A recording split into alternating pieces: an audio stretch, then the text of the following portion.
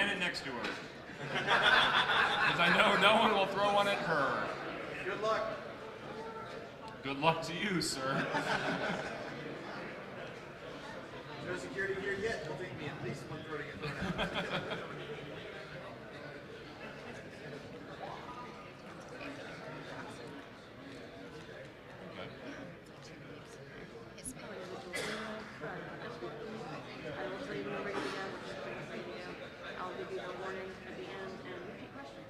Got it. We plan on running really long. No.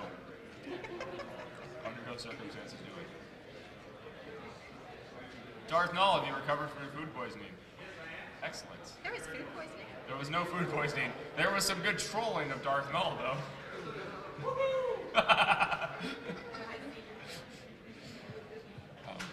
Chased a fake account pretending to be Gmark and said that Darth Null had food poisoning, so he needed to tweet him the answers.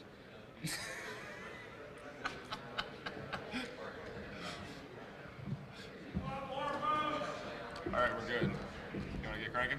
Go ahead. Oh, Sorry, nice. noise. Every year, Heidi threatens, this is the year I'm going to do on the con. And then I get up on stage because she gets nervous. So that's not entirely true. She's going to do more this year than she has in the past. That's not to say she doesn't do a lot of work. It's just I'm the one who gets to be the talking head, which confuses people because they're like, you're the person who runs ShmooCon. I'm like, oh no, I am not. It's way above my pay grade. So this is on the con. Bruce hasn't seen any of these slides. No, it's just, except for the fact that 90% of the words are the same. So I think, we're spinning in the back, right? We're all hot? Okay. So for those that, You're hot. see how I get these questions answered for me? I get my validation. You know, I ask, are we hot? And people think it's about the, no, it's really about how sexy I am. Wow, jokes are falling flat already. This is good. This is started the whole thing. For those that don't know, we run on the con. We've been doing this for 8 years where we disclose all the information. Actually, maybe we've been doing it the whole time. I don't remember. We did do it the first year. ShmooCon 1's kind of far in the back. We just didn't use these slides. We didn't use these the first slides. year. And these slides are actually cut and pasted from Keynote and then into PowerPoint and then saved as PowerPoint X. So there's like literally no graphics, but I think it's like a 10 gig file now. And it's corrupt all the time. We run on the con in an effort to provide information to the community in order to help people who are looking to run their own conferences, also to validate the work that we've done. You spend money, you spend time hitting F5, trying to come here or whatever, you should know what you got for your time and your effort. And so this is kind of a procedural thing. We'll take questions from the audience, but part of this is to capture this for posterity. We want it online for people to be able to download later. We want the talk, the presentation itself to be online, and there's a lot of stuff we want to make sure that we get through just to make sure that it's captured. Because again, if you're not at the con, the only record that you have of what happened is the online materials. So there's a lot of numbers here. Some of it may not be interesting. Hopefully you find it interesting. We do. But at the end of the day, this is for you and the greater community. So that said, we're going to go through and talk a little bit about our structure. We are an LLC. We're not a 501c3. 501c3s are a fair bit of work. Oh, we bored the first 2 people already. Bye, sirs. Bye. Take care. See you at the party. It turns out I've actually done that to a few people that I shouldn't have done it to. Found out later who they were, and I'm like, oops, sorry. I probably shouldn't do it I'm sorry, guys. You accept my apologies? I got a salute, I guess. Okay, we're good. All right, we're square. For posterity, that's been saved. It turns out that LLCs, especially in the state of Maryland where we're incorporated, are super easy to do. They don't require any kind of board, they don't require any kind of pomp and circumstance or special filing, except for the filing that you do every year in April called your taxes. And they rain down upon us, in particular our personal returns. So our personal returns are a mess because I also own another LLC, that's my regular company, and so my personal returns make my accountant very happy because it keeps him busy. It's not complicated. How many people have been involved with a 501c3? How many people have been involved in setting up a 501c3? Was it fun? No, it's not. Was it fun to run them?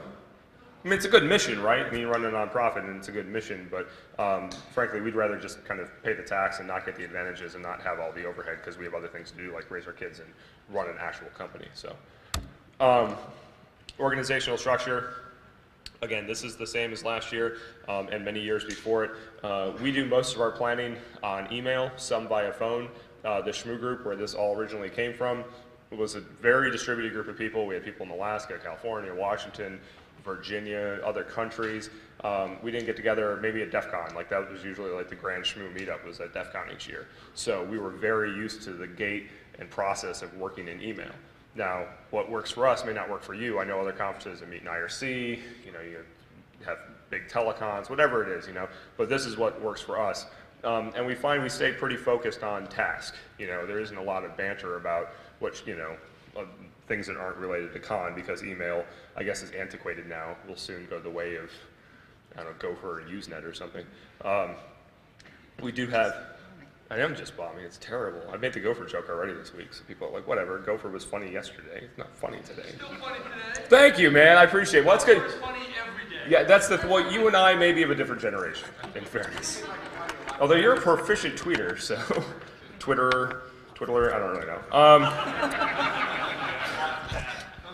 I won't. We just went there last night. We have a number of mailing lists, and we segregate it up, you know, so to get to the good stuff. Conference dates and venues. So here's the deal.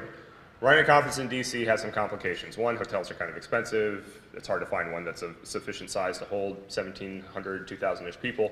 But on an inauguration year, an interesting thing happens. The inauguration pushes all events to the side. So it's not that we conflicted with the inauguration, it's the fact that there's about 2 weeks less in the year to plan events that you're going to have in DC. So, and in particular, when you're at the Washington Hilton, they are the only official actual presidential ball. And so they may even have a little bit more drift than other hotels do when it comes to inauguration time. So we're back in the Hilton next year. We signed the contract in like late 2011, I think, for the 2014 event at the Hilton. We were actually trying to plan ahead, but 2013 was a blank. There's no way to get in the Hilton, so there's a couple of hotels, a couple of Hyatts and other places, and we ended up here. So we'll be back at the Hilton next year, and then we'll see where we go from there. We've had good feedback from our experience here, but we've also had good feedback from the Hilton, and there's other places we're going to look at as well. So just so you're clear, you know, how many people have been to DEF CON, Black Hat? When's DEF CON? Yeah, last weekend in July, first weekend in August, right? Like clockwork, you know. And ShmooCon. And ShmooCon, you know, Super Bowl weekend, Valentine's Day, first day of spring, you know. January. Sometimes in March. Yeah, we've moved around a lot. We learned lessons from, frankly, when our kids get cranky that ShmooCon was scheduled right before or after their birthdays. Oops. You know, when you have ShmooCon too early in January, we don't have Christmas. Well, that's Oops. next year. Yeah, then and next year it's pretty early. So it's difficult, and even it affects the CFP. You know, we have to see the CFP responses in early and all that kind of stuff. So the date floats. Sorry, but that's a fact of life. Speaker selection. Did you like that? I said wee bit. A wee bit, just a wee bit. It's a friend scotch. for our people from the kingdom, from the United Kingdom. A scotch. We have 197 submissions, a little bit down from last year, but not an appreciable amount. We had a lot of talks come in the early bird. I think more this year than last year by a fair bit. A lot of people wanted to make the first round selection. How many talks did we accept in the first round? I want to say 4. 4 or 5? 4 or 5. So it wasn't a huge advantage to come in early. We asked people to come in early. Frankly, it makes the CFP's, the program committee's life easier, but it isn't something that I think we've biased toward before. But as we get more talks, maybe there will be bias. We used OpenConf again. It's an open source conference management tool. It's kind of hard to Google for sometimes because there's several things called OpenConf. But if you Google OpenConf conference management, you'll find it. They have a paid version, which actually does lots of useful stuff that I think in the last few years we've been kind of manually generating lists and writing scripts to send things and all kinds of crap. And I think we're done with that. Yeah, we're going to pay for the full version this coming year because it turns out some of that minutia, it's easier just to pay to get it out from underneath it. So we have a small, I guess, 14 people selection committee this year. And a dedicated group of people, had a handful of them read every single talk that came in. It's a lot of work. How many people submitted to the con? Well, Carson is really excited. Carson, did you get accepted? Yes. Yeah, so that's why he's so excited. He was very excited. So what's interesting... Carson was a first-time speaker. Carson was a first-time speaker. Congratulations. Many-time listener, first-time speaker. Yay, go Carson! And he still had to. Did you take pictures while you were on stage? Did you really? You're not supposed to. Throw them out. Throw them out. That's it. You're out. Oh, of you. Okay. That's a big ass lens to take pictures of yourself. Let me a self shot. What's interesting is our submission process isn't complicated, actually, but based on our panel yesterday, it may become a little more complex to give us a better feeling for vetting some of these talks. Even when all you have is an abstract and detailed outline, it's a lot of work to read 200 of these things and try to provide feedback and try to score it and all that kind of stuff. So, we do our best to be as honest as we can, but I know, like, I'll get in a rut when I'm reviewing. I'll review like 20 in a row, and either I'm really optimistic, oh, this talk is about unicorns, we should accept it. Like, there's no technical content at all, but it seems like a good idea because I'm wasted. Or I'm super grumpy and read like the 8th submission that looks exactly the same in a row, I'm like, reject, and I'm like, no. I'd Bruce take a was break from the really night. happy this year. He liked everything. I did like a lot of talks. I was very, except for a few that I did not like, and then Noise yelled at me, and other people yelled at me, and then he corrected it all, so it was all better. Stats. We have different numbers on these two slides. We do? Perfect. So, yes, Mohawk Keith. Do you ever go and find speakers? Like maybe they were someone that wrote a tool or somebody like C-speak and then call them or track them down and ask them to speak? Sometimes. So the question for those playing along at home is, do we ever go out and hunt down speakers because of a tool or some other thing that they have? Yes, sometimes. In summary, Don't ask me to yes. name any right now, but yes. The keynotes that we've had and the panels that we've gone out and found, and Sometimes we haven't. sometimes they come to us, and sometimes we pick the keynote out of the pool. Which It is really not just to say depends. they come to us and say, hey, keynote. Yeah. But we've been known to pick the keynote out of the CFP submissions. Right, and say this looks really good, and we're just going to grab it. This is the correct number, by the way. I 202. apologize. Okay. Yes. And Still so, down from last year, though. I think one of the things that's interesting is, we try to, like I kind of mentioned this yesterday, we try to do the best thing for the community with our talk selection. I think we are definitely biased toward things that are new. We're definitely trying to do things we think are going to be of benefit to you. And I think it makes our program committee eye things a little bit differently than what we see otherwise. So we may not hunt things out. I think that we do have a different tack to get to our selection process than other organizations do. It was a 17 to 18% acceptance, which actually puts us in a kind of an interesting area. I mean, that's a pretty low acceptance rate, all things being equal. So there's a lot of, I was talking to someone, or a speaker that didn't make it earlier today, I'm like, it's amazing the talks that you review, you think this is a good talk, this is a good talk, this is a good talk, and then you look at the end and the talks that didn't make the cut there's some good material there. And then Fire Talks picked up some of them, other places they end up at other conferences. So I think the good material still shows up, just not here. We had a breakdown, 221 male, 16 female, and one bear. I'll give you one guess which bear it was. Thank you. In particular, the DEF CON version. Although he actually retracted the talk, so I'm not sure what happened. If he decided he didn't want the publicity, because the DEF CON pedo bear just, he abhors publicity. Did he retract the talk? He did retract the I talk. don't know. So what's interesting about this is that this percentage of, again, best guess female to male submissions is coincidentally the same or darn near the same percentage of what we actually accepted on our stages this year. So I thought that was cool because we didn't plan for it, we didn't try for it, it just sort of happened. Yeah, the ratio ends up being about the same in the accepted talks to the submitted talks for male to female. And this is, as pointed out, just kind of a guess on names. It's not to say it's 100% correct, but it's in the right, Aaron can right be order. kind of, we don't know sometimes Yeah. until they get here, so. Right. A number of talks, most talks came in our new track, We'll Lay It, and I think part of that may have been there were some break it kind of people who thought, well, break it's not there, but maybe if I just submit under We'll Lay It, like they'll just pretend that break it's still there. There was a lot of offensive stuff submitted under We'll Lay It. Speaking of some more talk breakdowns, you can see the trend in talk submissions. Again, we were on a nice upward slope for a while, but I guess, I don't know, February DC, who knows. We do this breakdown here, and this is kind of an eye chart. The blue is hardware and electronics, the green is defensive, the yellow is offensive, and there's a big miscellaneous category.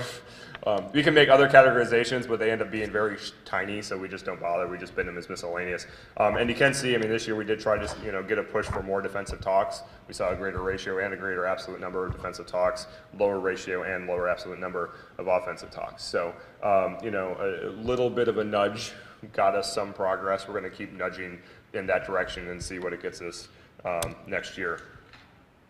Here's the number of accepted talks compared, so again, defensive, offensive, miscellaneous, and hardware from, that would be right to left, because people read right to left. So again, we accepted actually way more defensive talks this year than in years past. So we were certainly biased, and we were real about our kind of threat, if you will, that we're going to focus more on defense than we have in the past. So, and I wouldn't even say this was necessarily intentional. Like at the end of the day, I don't think we sat down and said, we don't have enough defensive talks, we need more defensive talks. The program committee eyed the submissions this year. We did introduce a new track. We did introduce a new track, but we still had a lot of offensive submissions, but I think we had way more of an acceptance of defensive talks based on the program committee's input, and I think that's because they just had that eye on the whole time. So it's hard to overstate this. How the heck, first, follow directions. I don't know if I put them on the slide. I did. Oh, you did, thank you. We don't have a complex process to submit. And I'll admit, an annotated outline may be kind of a foreign concept to people, and we're going to provide example CFP submissions next year to help you understand what an annotated outline means when we ask for that. But it's not bullet point 1, intro, bullet point 2, all the talk material, bullet point 3, closing. Okay, is that good enough for you? No, under no circumstances is that good enough. People don't put the talk title in, people don't put the name in. It also makes it difficult on the back end when we're trying to gather the material out of your submission. I want to open that submission and I want to see your bio as bullet number 2, so I can quickly grab that. And if I'm having to dig through that, I get cranky. It does. It makes, actually, across the board, if your bio isn't strong, if things aren't in place, it makes our life very difficult. Because when you multiply that times 10, times 20 for the people that I'm looking didn't at do you, Scott Moulton. Scott.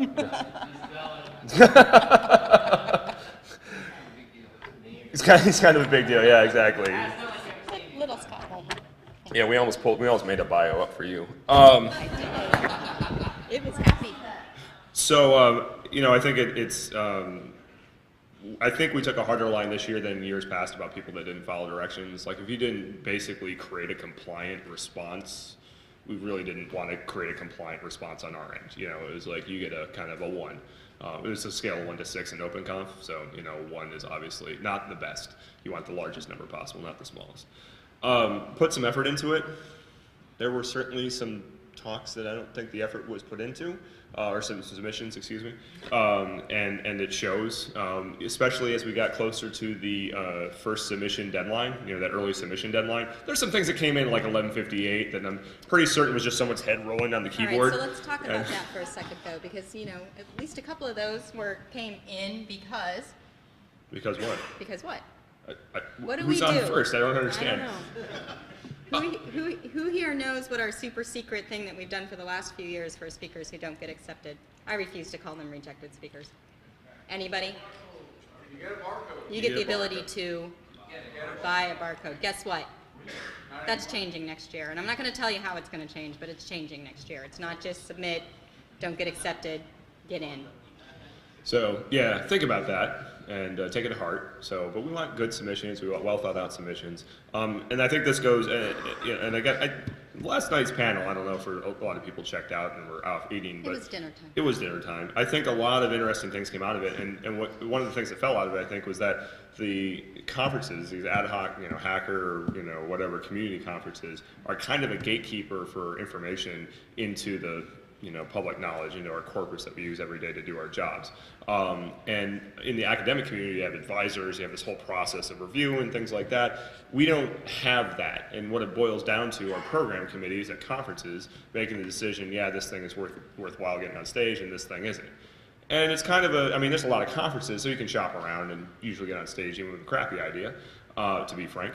But I think that it's important for the program committee to understand kind of the weight put on their shoulders to say, this damn well better be a good talk, because once they get on stage, people are probably going to believe it. Even if they get pelted with shmoo balls, You don't see that when you look at the presentation online. You just start citing it, right?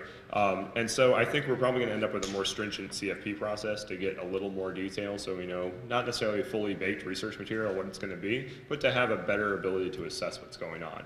Because we don't want to do the wrong thing by letting people get on stage and say things that are incorrect or not fully baked or whatever. You know, sometimes not fully baked is okay because of the nature of the research, and sometimes just because the person was flat out lazy, right? And so there's a lot of responsibility there. So don't be surprised if there's a few changes. Sales model. The cart worked, man. Like, wow, it was freaking magic. The first round came through, it was November 1, and it was like, oh, we're done. And I'm not freaking out, and the data center's not on fire, and Twitter's not full of angry people that, well, half the people aren't angry because they got tickets, the other half of the people are angry because they didn't get tickets. It is a super simple, single-threaded app that runs on our one box, single server, and it works great.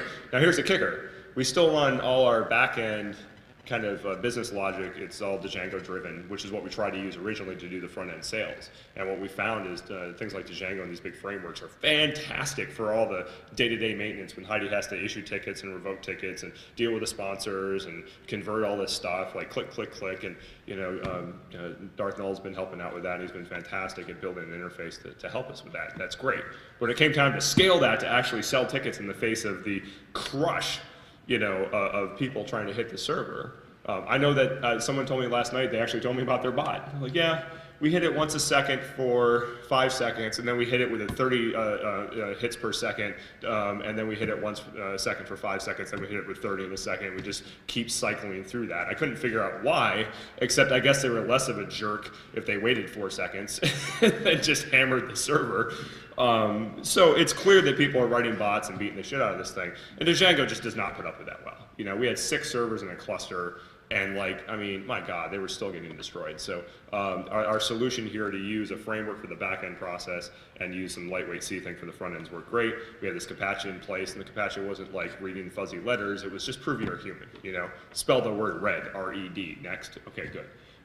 And though I know some people got tripped up with don't click this, click that, and they clicked the, as I recall, you may have been tripped up by that. Did you? I could have sworn that you tweeted. We can go back through the Twitter archives. I could have sworn that you clicked not on this where it said not on this. He wasn't the only one who maybe did or did not do that. How about that? All right. Did or did. I don't think it was him. Somebody in the back is raising their hand. I'll just pretend it's you. So okay. You're his proxy. Yeah, you're my proxy. There's a lot of stats here. I'm not going to go through it all, but I think one of the interesting things, and we saw a lot of feedback on what? I was looking. Okay, a lot of feedback online about, all these bots get all these tickets. I'm like, here's the deal.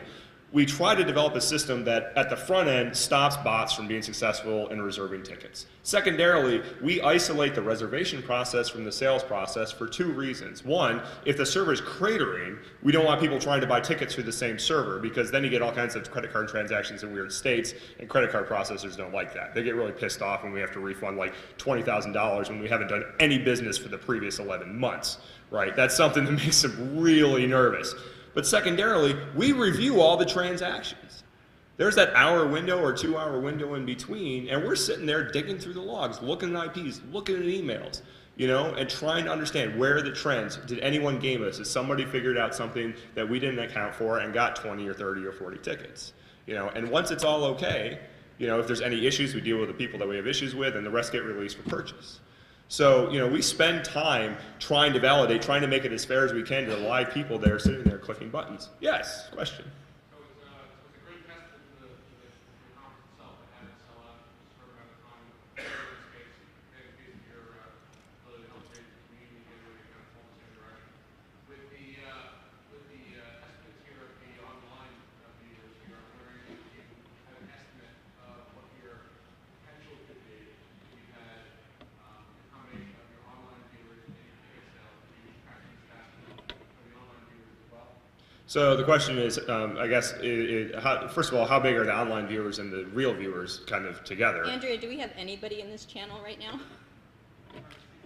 68. And I've heard around 60, 70 people per track. Some of them have been a little higher today. So if you figure there's 180 people participating online, a Saturday afternoon. That's not too bad. I think the question in my mind is, where's the top end if you just had a wide open sales process? Well, I mean, it's a venue problem at DEF CON too, and you just put people in it, right? And then squeeze around the hallway.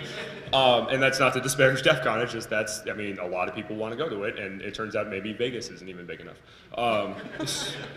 So, I don't know where the top end is. I know that there are certain groups of people that, like whole companies want to come, and they can send 2 out of like 20, so I know there's a lot more potential, but we've decided to keep it small, and we'll get into that in a little bit here in a second.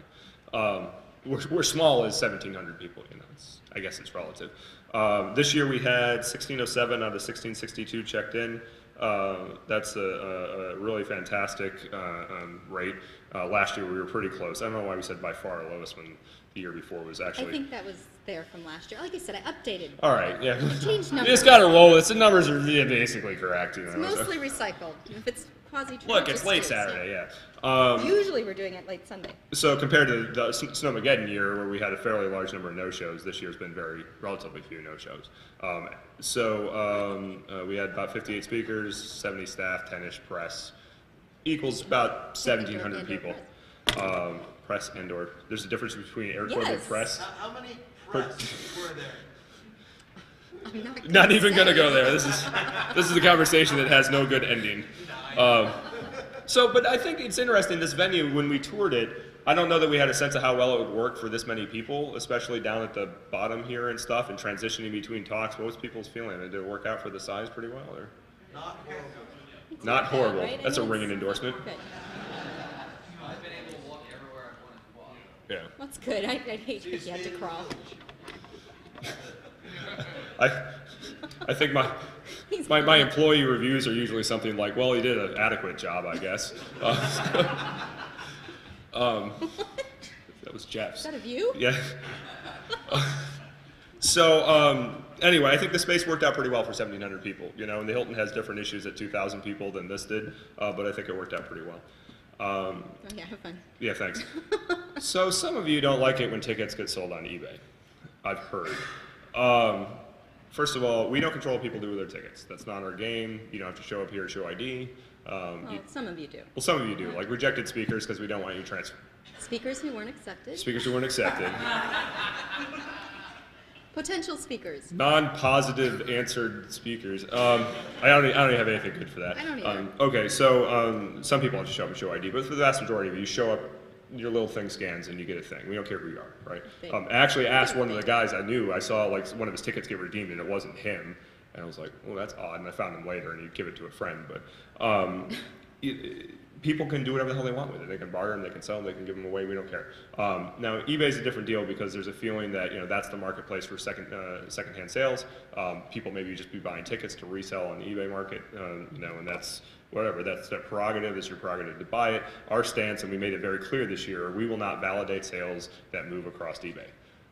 It's first come, first serve for the person that shows up with the barcode. So if the guy, whoever's selling it on eBay, sells the same barcode 10 times, whoever shows up first wins. Not our problem. It's an issue you take up with eBay, PayPal, and your local law enforcement, or whoever the hell you want to go complain to about something they're not going to care about. We saw year over year, 1.5% to 2.5% of tickets move across eBay. Now, one thing we will do is if you want to do an at face value sale, we have a list of people who want to go to the con, and if you don't want to go or you can't go or whatever, we'll broker the sale and we'll revoke your ticket and issue new tickets after the sale is completed. And we offered that this year formally on the website. We kind of did it informally before, but we formally offered it this year. And honestly, I think we had a bigger turnout than we anticipated. It was a lot of work. Yeah.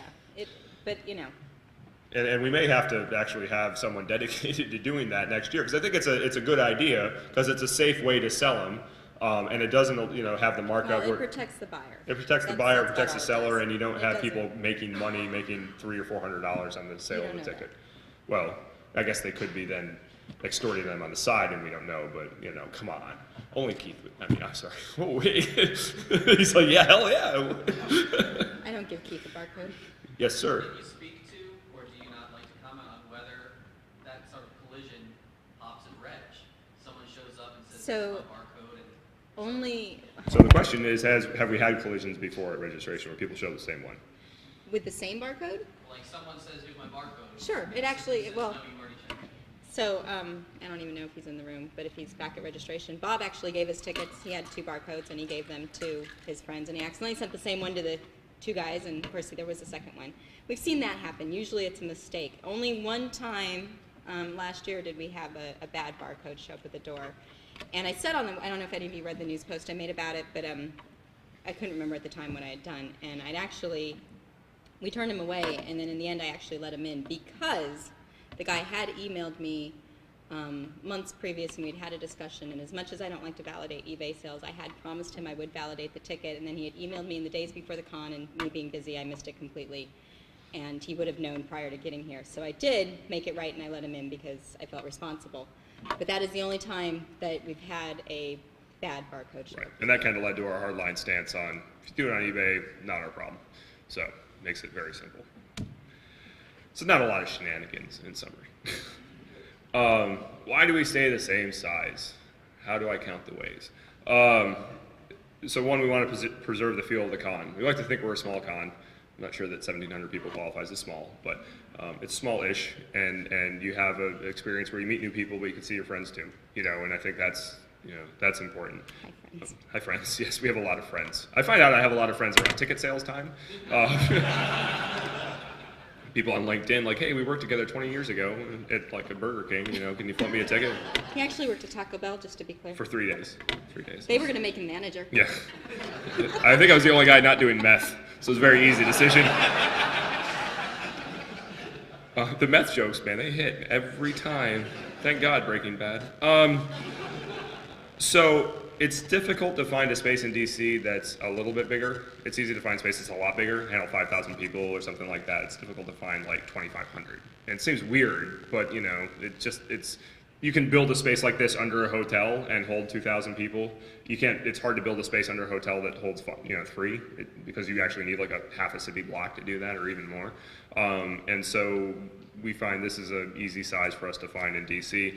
And to be frank with the logistics, it's a lot of work. Did you all see that picture I tweeted, of me in the boxes? Yeah, No. that was my dining room.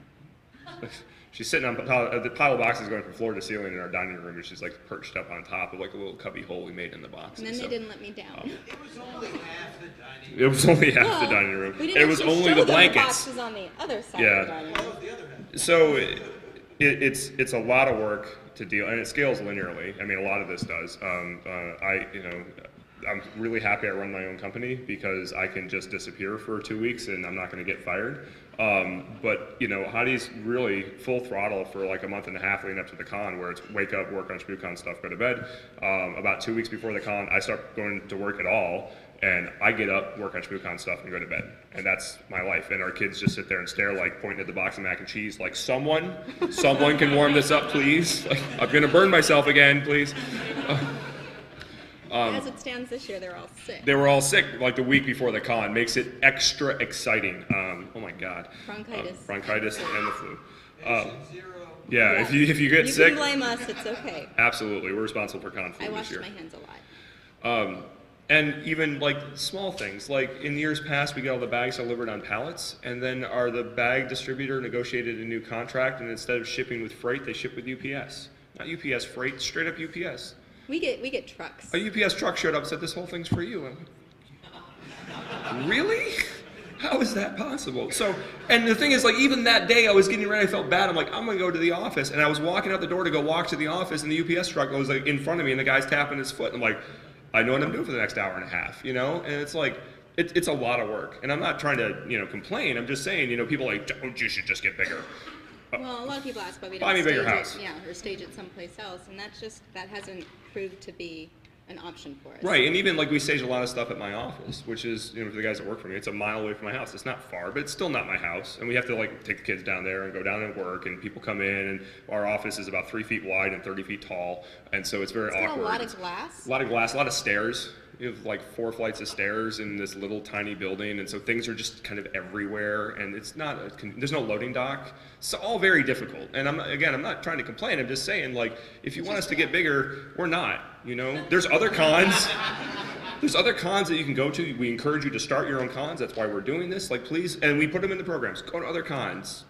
Stop filling my garage. ShmooBall's back. Did people enjoy it? Holy shit! Did I switch?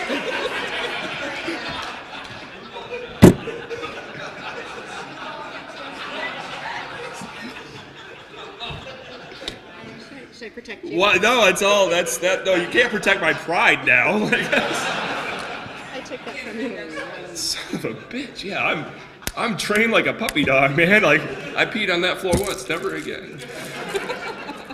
We're saving them all from old stock. Yeah, okay, that's a good idea. You know, and we went over this at the opening. You know, it's hard to get something that's an instant feedback as a ShmooBall, and it's fun, it's frivolous, and it's amazing how many places I go where people know about it and it compels them to speak, which I think is useful. You know, so take the concept forward. You know, it's the one thing we asked about the ShmooBall. It's not just a souvenir; it's an idea, right? You take it away from here. And, you know, when someone's spouting bullshit, say bullshit, you know. Because sometimes it's not politically correct to throw things, but it's still politically correct to swear. So, you know. So let's talk about money. My favorite. Their favorite part. So here's the gory details. 118 in sponsors, 195 in ticket sales. That's where we get our money. 2 line items, total $313,000. That's up from last year. That is up from last year. Just a little. So we'll note, this is what it takes to run a conference like this. Okay, we'll get to the goes out is here in a minute. This is the goes intas. There's a lot of conferences you go to. I mean, certainly the B-sides, they're all free, right? And that's all through sponsor money. And sponsors got to pony up a lot of money to help B-sides out. And God bless the sponsors and God bless the B-sides volunteers for making do with, you know, what they have access to. It's fantastic. And on the flip side, you got, you know, other events that, you know, huge granddaddy type, you know, corporate events that take thousands of dollars, you know. I like to think we offer very similar experiences to what you get for some multi-$1,000 conferences. And it's interesting to see where the money goes. Well, they don't get food. We don't give food. And in fairness, food's expensive. Anything you buy from the hotel, you know, Space Rogue Shot, whatever else you want to buy, it's expensive stuff. And so when you start serving food, like we could serve you all lunch, and we would bump the price of the ticket up by $30 to $40, and that would just cover the cost, right? Barely. You know, barely, right? Like the breakfast that we serve our staff is, what, 20 odd bucks a head? No, it is. Do you really want to know? Yeah, I can't remember. It's like $40 a head. Yeah, it's crazy. It's like a continental breakfast, right? This is Yeah, how they some make their of it's money. good. The hotel likes us, but they don't, hey, you're having a dinner here like us, okay? We fill up the rooms and you guys fill up the bar, but if we were to have a plated dinner, they would really like us. And we would double the price of admission. So No, we would triple the price of admission. So here's what we spend. The space costs us 40 grand. And this is all, these numbers are all, see the little, well, they don't have tillies. Never mind, they should. These are guesses. I mean, they're not guesses. They're in the ballpark, but it's to give you an idea what it costs. We have to pay for the space. Not a lot. The rooms actually offset a lot of the coverage. When you guys, so the way that this works for those of you that don't know, when you go to a hotel, you do this negotiation, and we say, how much is it going to cost to get all the space? And they say, how many rooms are you going to sell? All right, let's start with 500. All right, for $500, it'll cost you, or 500 room nights, it'll cost you this much money. What if we did 800 room nights? Well, it'll cost you this much money. You know, and you negotiate back and forth. The kicker is, if you miss the room night commitment, you owe the difference. And actually, if you miss 80% of the commitment, so if your commitment's 1,000 rooms and you sell less than 800, you're responsible for the fare of every room below 800. So if it's 160 nights, they're $160 a night, and you miss it by 100 nights. General contracts, yeah. Yeah, you owe a lot of money. So, you know, that's the way hotels work. So this year we had no problem selling the block out. You know, for the record, the block here sold rapidly. And I think part of it's we still had November, December, and January 1 for the ticket sales, and the con was later. And cheaper. So we had, the space was cheaper. No, the hotel room. The hotel rooms are cheaper. So we sold out faster than we have in the past, where the con's closer to the last ticket sales round and people don't know if they're going yet. So we sold out very early this year. We made our numbers. That was good. Swag, $57,000, give or take, for all this stuff, and that includes the speaker swag and stash swag and that kind of stuff. I don't think I missed anything. So I mean, that's again back of the Ish. napkin. This is ish. You know, and that If anything, that number that goes includes up. the cost of the T-shirts that we've donated to EFF and Hackers for Charity too. So, and we still get those printed from a small shop in my hometown where when I was a kid, my brothers and I drove forklifts downtown to lift up their screen printing stuff and put them into their shop. I mean, small little town, we take care of them. So if you need t-shirts printed, they do good quality work, they'll do your art for you. Shirtheads.com. We plug them. About $1,000 in random prizes, $17,000 in equipment. We'll get into that in the next $35,000 party. You haven't been to it yet, don't applaud. It's a large check to write, I'll be honest, for beer. Oh, it's more than beer. Oh, it's more than beer, I guess. Shots, yes. Skydog's like, I paid $12 yesterday, I'm gonna get Skydog. Space Rogue. It's not even really alliteration, is it? I mean, that was just wrong. It was just, I'm sorry, sir. That's all right, okay. Yeah. So it's a big party, it's fun, and we negotiate, and we usually do it at the last minute. So the contract was signed. He wasn't trying to do it. No, but I mean, it's how it works out. Speakers all get $200 or a... Well, so that number is down from last year because we gave the option for the speakers to give up their honorarium, most of the speakers to give up the honorarium and instead get a +1 ticket, so. Only, whatever half the speakers decide, less than half the speakers decide to get the honorarium this year. 4,000 and... We buy a lot of freaking tape, man. Like, when it comes down to it, we buy a lot of tape. Like, every time I go to Staples, like, I need more packing tape? Seriously? Like, holy crap. Credit card fees, $14K. So... And that's probably up. I haven't changed that number in 4 years. But it's probably pretty close. Now, if we went to a third party's ticket organization, that number would be much higher. We've finally beaten that problem, so I think we're actually comfortable. I think there were years in the past where we're like, it's time to let someone else deal with this, but I think we've kind of fixed it, so we're okay with that number. $300 for event insurance. That number went down. We're a bunch of crazy fucks, to be frank. And the fact that someone will underwrite event insurance for this for $300, I'm like, are you missing some digits? Like, sure, as long as you're not serving alcohol or swimming, it's really cheap. So we don't serve the alcohol. You buy from the hotel. That's their problem. And we sure as hell are not swimming. I don't really have my bikini body ready yet. So thank you. At least one person was turned on by that idea. And it wasn't me. And it wasn't.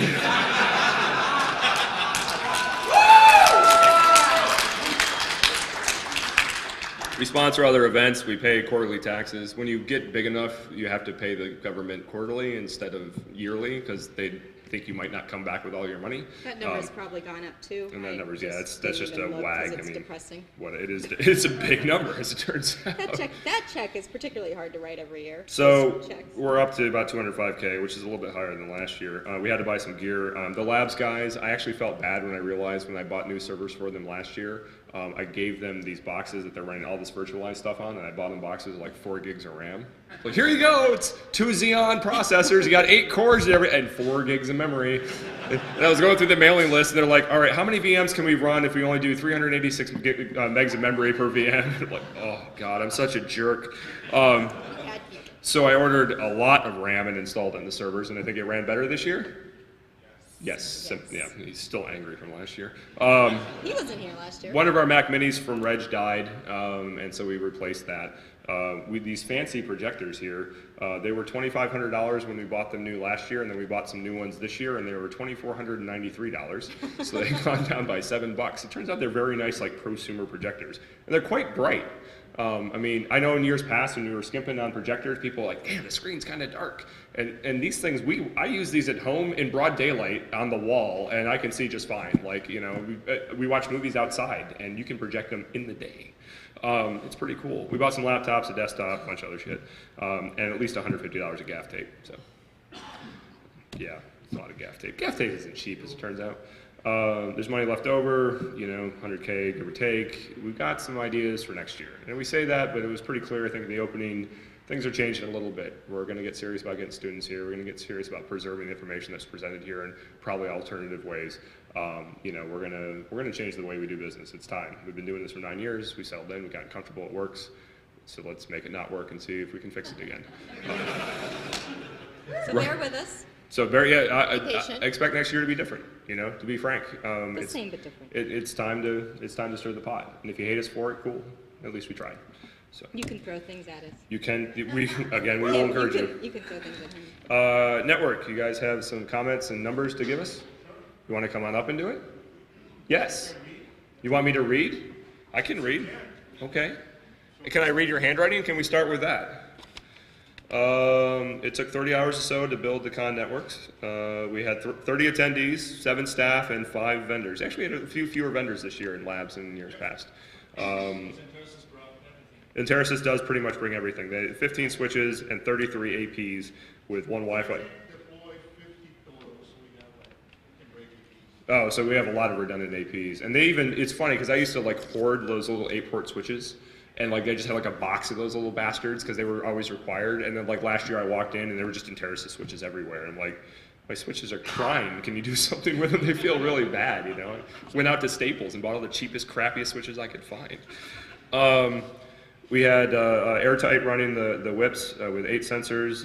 Palo Alto was running Firewall, right, that's what they make. We had some, I'm sorry for the Palo Alto rep in the room, you guys make firewalls, I bow to it, there we go, I said it. Hate myself for that. Cisco's ACES for streaming, is that what we're doing, rate limiting? Yeah, so we're doing Palo Alto 4. There you go, look at him jump. He's spry for his age. So, yeah, no kidding. Older than you. So, Palo Alto, everything is going through the Palo Alto, all the attendees, vendors, sponsors, speakers. But the streaming and part of CTF, which is now in the cloud, is going through another You mean it's firewall. on the internet? So, yeah, it's in the cloud. Christ. If you go to labs, you'll see a cable going up, that's going to the cloud. So yeah, so we have two IPs, external IPs. So streaming is important, so you can watch it from home. So that's it. Cool. There are 30 different VLANs. Man, we like to segment. We had a 20 meg uplink, which costs a lot of money from the hotel. You think they make money on coffee service? You see what they make on internet. What's the bill, give or take? $12,000. $12,000 for 20 meg service for 3 days. Somebody, one of the B-Sides DC folks, I don't know if they're here, over there, they were asking us yesterday, like, you know, how do you get cheap internet from the hotel? Like, we don't. We're just damn lucky that we have the money to cover it, because otherwise we would be internetless. And we would have Louise be in the cloud, and you could ask him Google questions and he would tell you. How do I pop a shell on a FreeBSD box? C:\\, wait.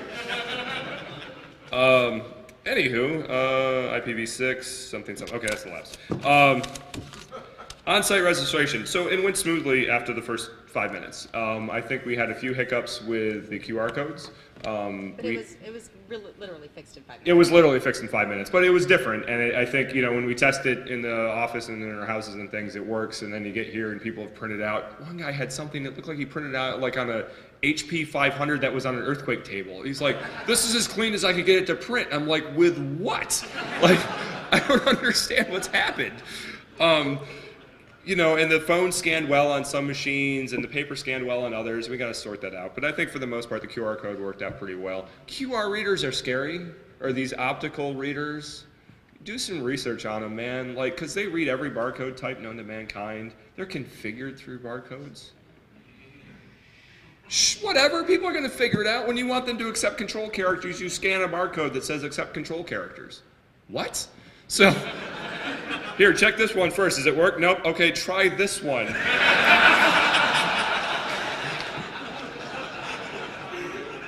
It's terrible. And Todd and some of the other guys spent a long time trying to lock these things down. Lock down your barcode readers. It's frightening. Like, why the hell do I live in a time that this has to be an issue? You know?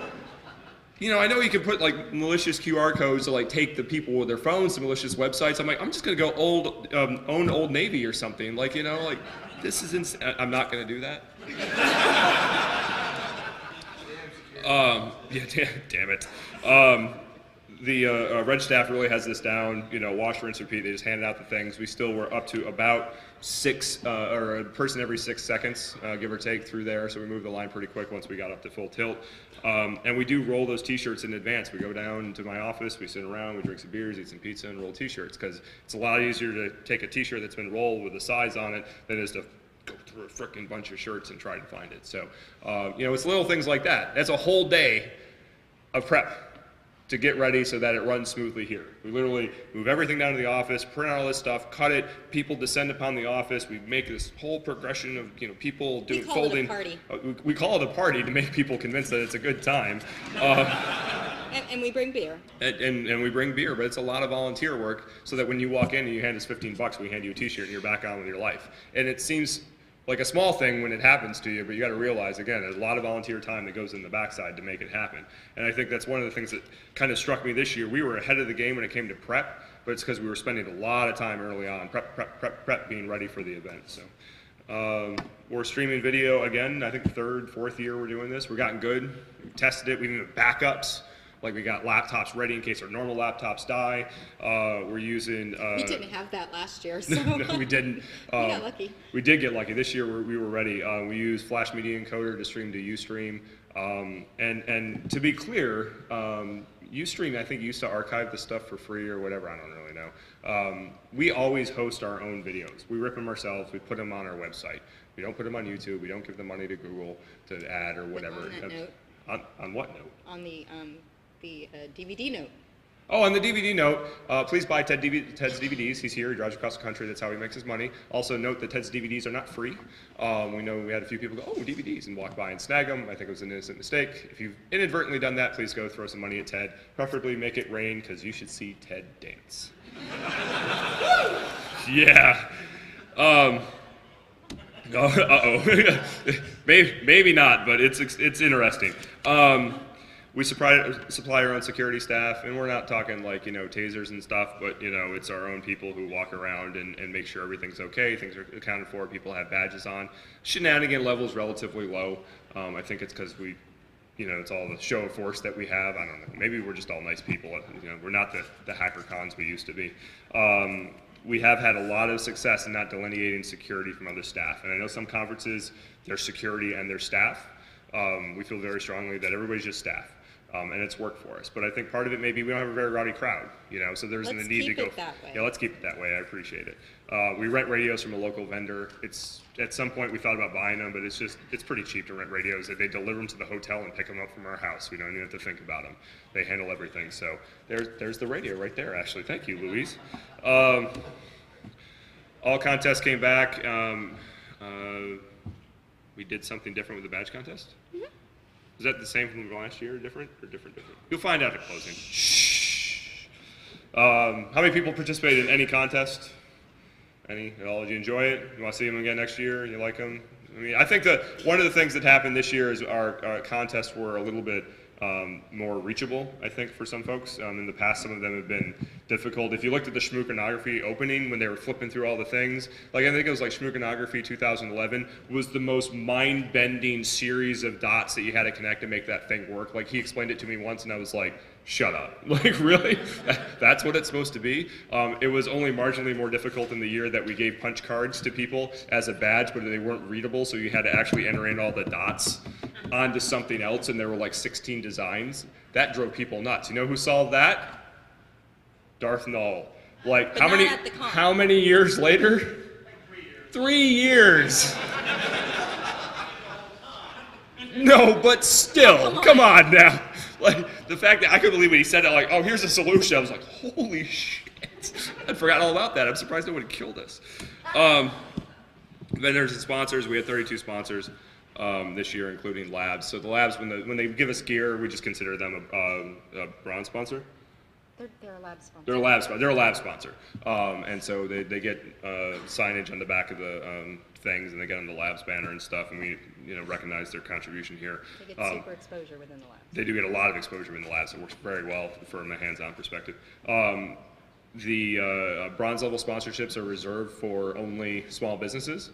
And we've had a few businesses that have grown. We've shepherded them to other sponsorship levels to say, we know you're bigger than this. Like, go forth, buy a silver. And it's worked out well. And we're serious about that. I mean, you know, you can get, small businesses can get their name on the same placard that, you know, big defense contractors are in this conference. And we are pretty passionate about getting that exposure to folks. That said, we still limit sponsorship. We have a luxury. We have two amazing luxuries running this con. We know we're going to sell out, and we know we're going to get Let's more. not change that either. Let's not change that. And we know we're going to get more sponsorship interest than we can deal with, right? It doesn't get any better. We recognize it. We recognize that we can take all kinds of risks and do all kinds of crazy things, and not stress about the money, because we know y'all are going to show up and the sponsors are falling over themselves to sponsor the place. And I know there's other conferences that aren't that lucky, and people ask us, how do you do it? I have nothing for you. I'm sorry. It started out well the first time, and it just kept going, you know, and that's how it worked. And there was no secret sauce. We just attention to detail. Everything you see here has resulted in what's happening. So, you know, we're going to continue to push for the sponsors to do something different. You know, again, there's lots of interesting things going on at the booths. I encourage you to go around, et cetera, et cetera. Last slide. I know they're waving furiously in the back, and the people online are probably like slowly trailing off. Feedback. So I think we lost them a long time. we probably did. The feedback interface is up this year. It's a little bit reworked. We encourage you use it, or if you don't want to use the website, you can Always just email. You can always email. And we're crappy about email, especially leading up to the con. After the con, we tend to get a little bit better about responding. But even then, you know, we have jobs, kids sometimes. Things just happen, and we apologize if we don't get back to you. And you can feel free to harass us. Like, you ping us again, say, hello. Plus Space Road. Yeah, sorry. Why is ShmooBall on the list? What? Isn't ShmooBall feedback for you? It is, but it's not. It's kind of temporal, you know. It doesn't really last, except for the scar. You may see it right there. Yeah, the PTSD. Clearly, like I obviously have some therapy I need to be going to, because I don't flinch that bad on anything. And man, I was getting ready to fall on the ground. You scared me? I scared myself. We take it real serious. You know, we take the feedback real serious. We try to put on the best event we can. You know, this is all about transparency, right? I mean, I don't think you can get much more open than this. We're not going to invite you into our email list to plan the thing, because nothing will get done. But beyond that, I'm not sure how we could be more open. I encourage you to, if you're running events, share information when you can. CFP information is really useful. I know that like we share that and other conferences share that, and it's a lot of value to people to get the CFP information out. You know, financial information is useful. But even if you can't share it, just learn, try to, you know, soak up what you can from us and other people, because we do this to try to help you guys. So real quick, are there any questions on this? What? Slides will be up on the website. The video will be on the website as well. I have received one set of slides so far, so. I think you meant these slides. These slides will be on the website, yeah. No, West these? Point didn't show up this year? West Point, Well, so, yes. They're here. they're here. You didn't have them on your stat page. Because we, they are on there, they're just counted differently. Usually we, in the past they've just given me a check and I haven't even issued barcodes because they show up in a big group. But because of how they came this year, I actually issued barcodes, so they are in there, but they didn't need to be special. But they are special. All the service academies were represented here this year, Air Force, Naval, and USMA. And even in the face of sequestration and They got here. and the travel restrictions and all that, which if you're in DoD or the government, you know about, it's still cadets taking their own time, spending their own money to come here. You know, to not only protect our nation, but to actually try to learn and come down here. So, and they got off post too. I mean, you know, there's some selfishness, I think, of not being in the They don't wilderness have of to New wear York. those hot, stinky And they can wear their civvies. So, you know, there's some good sides. But in fairness, I mean, they persevere, and it's great to have them here. And it's great to have everybody here that, you know, again, we were talking to a reporter earlier. I'm like, it's a group of people that show up on a weekend to come to D.C. and hang out with a bunch of other sweaty It people has wearing black nothing T-shirts. to do with the alcohol. And there's nothing to do with the alcohol. You know, we're dedicated. I mean, to sit through me talking about this nonsense for an hour, I mean, you care. So go forth and do better than we did. That's all we ask you to do. So anyway, with that, 8 o'clock, see you at the party. No, you won't. I won't, but you will.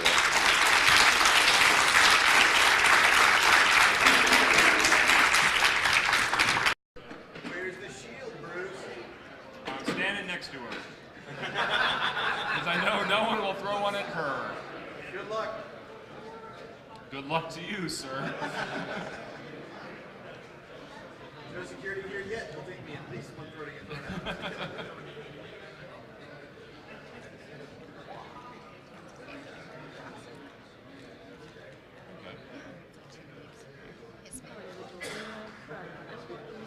I will tell you when I'm ready to go. I'll give you the warning at the end and repeat questions. Got it. We plan on running really long. No. Under no circumstances do it. Darth Null, have you recovered from your food poisoning? Excellent. There was food poisoning. There was no food poisoning. There was some good trolling of Darth Null, though.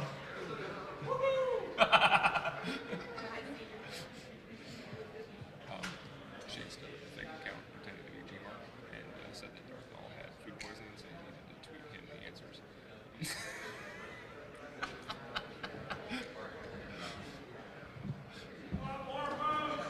All right, we're good. You want to get cranking? Go ahead. Oh, Sorry, yes. noise.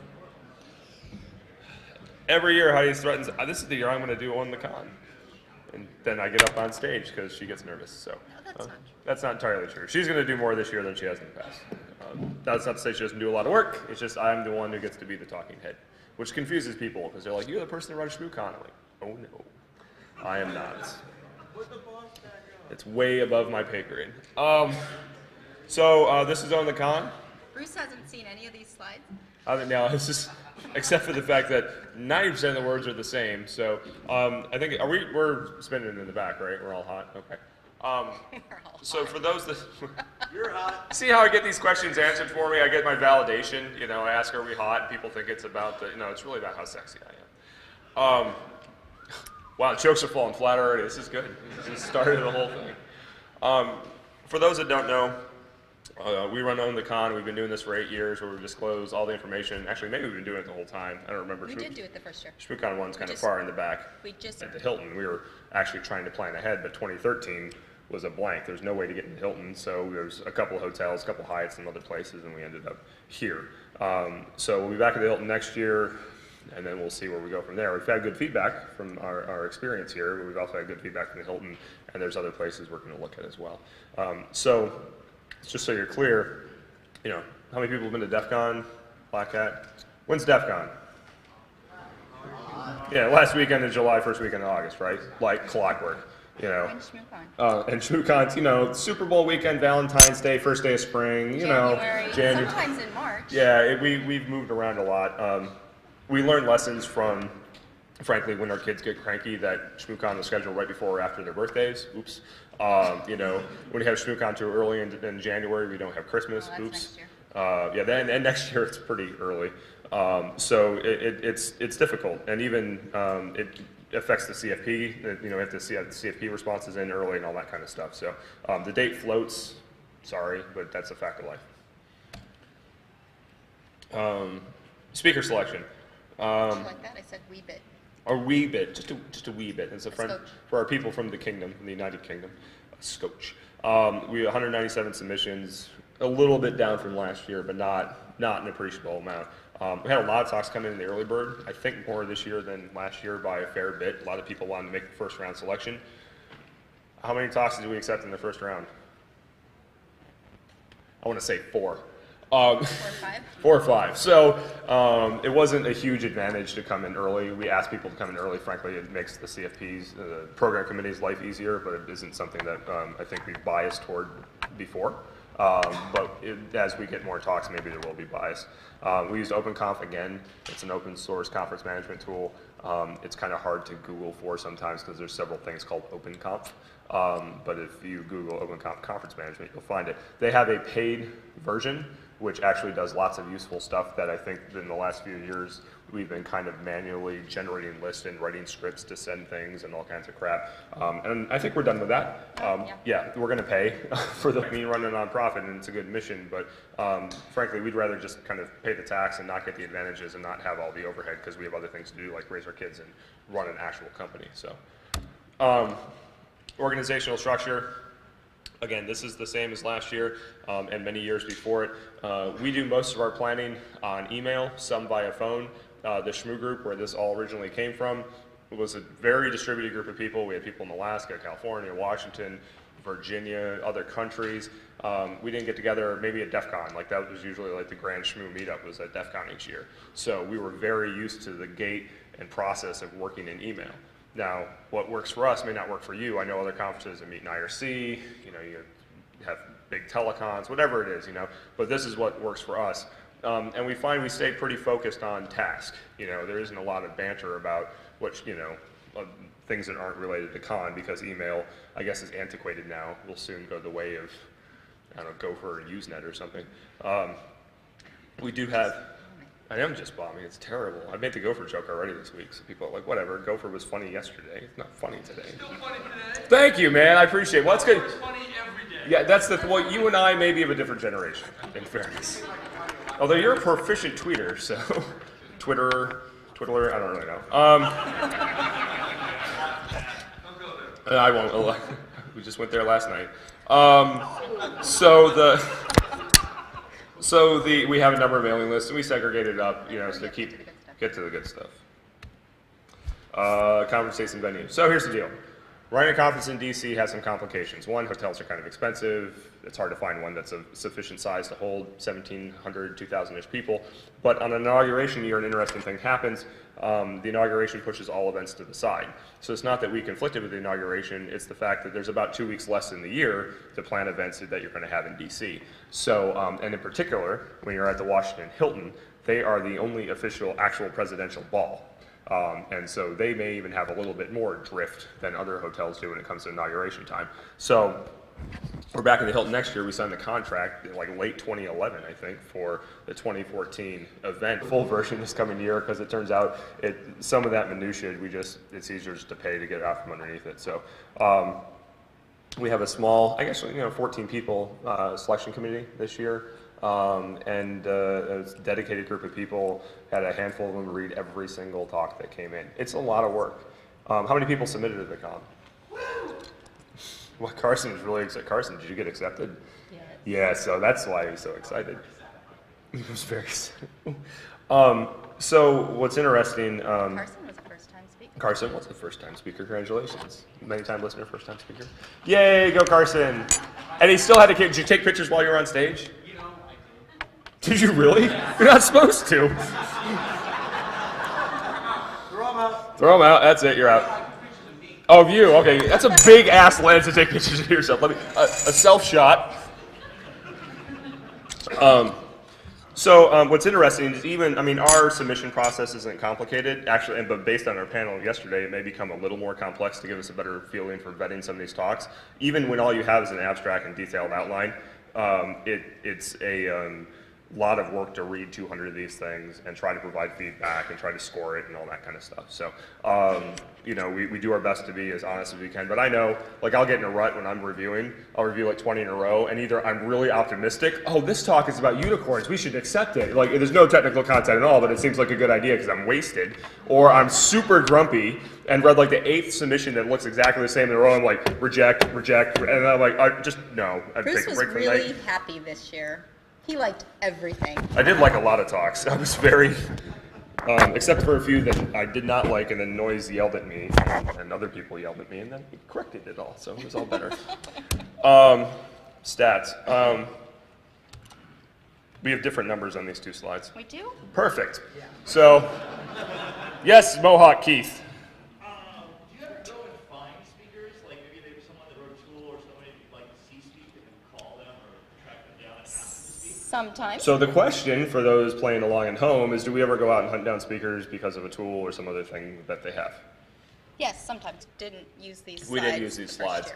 year. And these slides are actually cut and pasted from Keynote and then into PowerPoint and then saved as PowerPoint X. So there's like literally no graphics, but I think it's like a 10 gig file now. And it's corrupt all the time. We run On the Con in an effort to provide information to the community in order to help people who are looking to run their own conferences, also to validate the work that we've done. You spend money, you spend time hitting F5, trying to come here or whatever, you should know what you got for your time and your effort. And so this is kind of a procedural thing. We'll take questions from the audience, but part of this is to capture this for posterity. We want it online for people to be able to download later. We want the talk, the presentation itself to be online, and there's a lot of stuff we want to make sure that we get through just to make sure that it's captured. Because again, if you're not at the con, the only record that you have of what happened is the online materials. So there's a lot of numbers here. Some of it may not be interesting. Hopefully you find it interesting. We do. But at the end of the day, this is for you and the greater community. So that said, we're going to go through and talk a little bit about our structure. We are an LLC. We're not a 501c3. 501c3s are a fair bit of work. I hope we bored the first 2 people already. Bye, sirs. Bye. Take care. See you at the party. It turns out I've actually done that to a few people that I shouldn't have done it to. Found out later who they were, and I'm like, oops, sorry. I probably shouldn't do it in I'm sorry, guys. You accept my apologies? I got a salute, I guess. Okay, we're good. All right, we're square. For posterity, that's been saved. It turns out that LLCs, especially in the state of Maryland where we're incorporated, are super easy to do. They don't require any kind of board, they don't require any kind of pomp and circumstance or special filing, except for the filing that you do every year in April called your taxes. And they rain down upon us, in particular our personal returns. So our personal returns are a mess because I also own another LLC, that's my regular company, and so my personal returns make my accountant very happy because it keeps him busy. It's not complicated. How many people have been involved with a 501c3? How many people have been involved in setting up a 501c3? Was it fun? No, it's not. Was it fun to run them? I mean, it's a good mission, right?